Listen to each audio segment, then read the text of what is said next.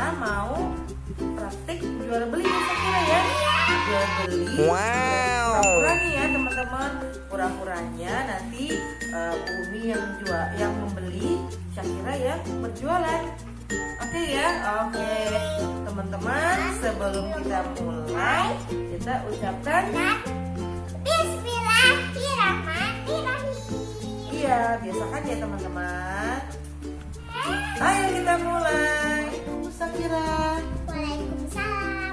Bu Syakira jualannya apa aja nih? Kayak lengkap sekali. Ada susu kambing, madu, sama susu kotak, ada puding, pensil, dan pulpen sama cracker. Wah, boleh saya beli Bu?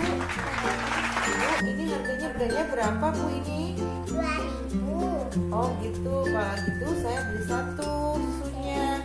Ini berapa ya? 3.000. Oh 3.000. Kalau begitu kebetulan anak saya lagi mau buat bekal belajar. Saya beli susu satu dan pudingnya satu ya Bu.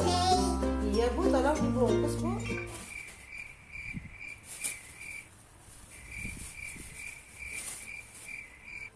Jadi berapa ya Bu?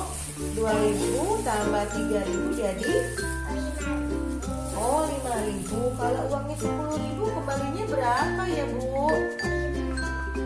Oke.